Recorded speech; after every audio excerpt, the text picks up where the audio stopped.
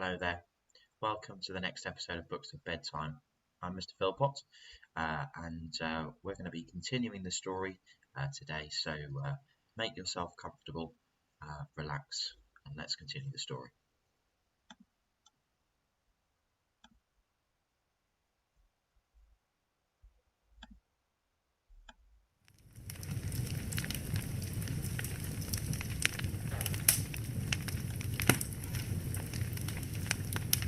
Next came an angry voice. The rabbits. Pat! Pat! Where are you? And then a voice she had never heard before. Sure then I'm here, digging for apples, your honour. Digging for apples indeed, said the rabbit angrily. Here, come and help me out of this. Sounds of more broken glass. Now tell me, Pat, what's that in the window? Sure, it's an arum, your honour.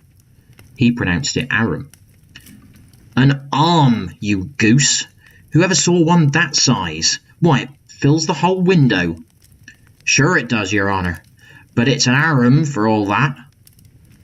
Well, it's got no business in there at any rate. Go and take it away.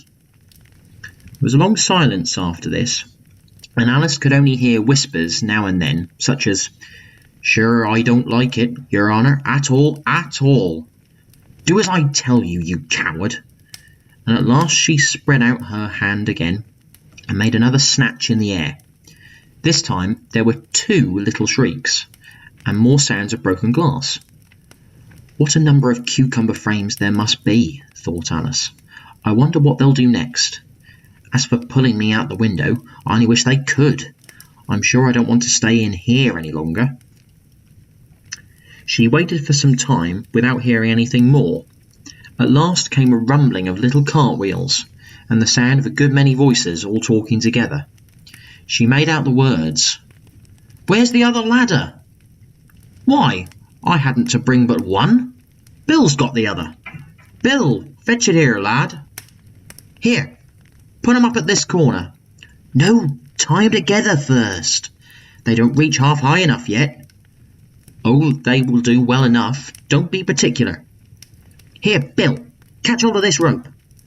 Will the roof bear? Mind that loose slate. Oh, it's coming down, heads below. A loud crash. Now, who did that? It was Bill, I fancy. Who's to go down the chimney? Nay, I shan't. You do it. That I won't then. Bill's to go down. Here, Bill, the master says you're to go down the chimney. Oh, so Bill's got to come down the chimney, has he? Said Alice to herself. Shy, they seem to put everything upon Bill. I wouldn't be in Bill's position for a good deal.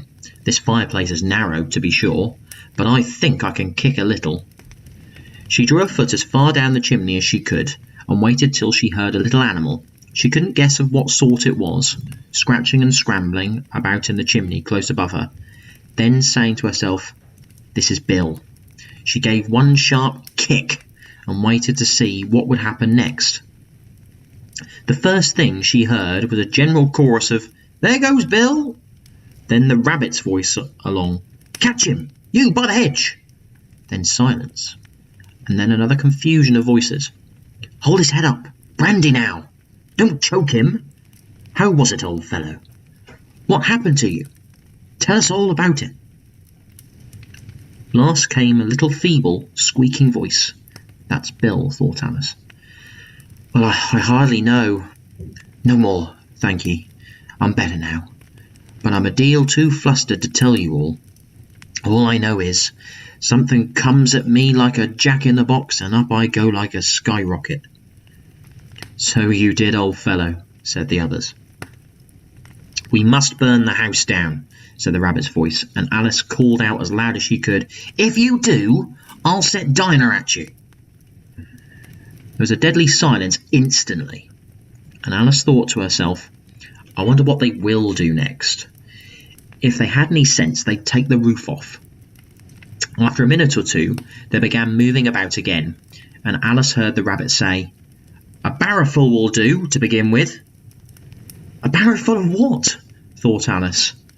But she had not long to doubt, for the next moment a shower of little pebbles came rattling in at the window, and some of them hit her in the face. "I'll put a stop to this," she said to herself, and shouted out, "You better not do that again!" which produced another dead silence. Alice noticed with some surprise that the pebbles were all turning into little cakes as they lay on the floor, and a bright idea came into her head. "If I eat one of these cakes," she thought, "it's sure to make some change to my size, and as it can't possibly make me larger, it must make me smaller, I suppose." So she swallowed one of the cakes and was delighted to find that she began shrinking directly. As soon as she was small enough to get through the door, she ran out of the house and found quite a crowd of little animals and birds waiting outside. The poor little lizard, Bill, was in the middle, being held up by 2 guinea pigs who were giving it something out of a bottle. They all made a rush at Alice the moment she appeared, but she ran off as hard as she could and soon found herself safe in a thick wood.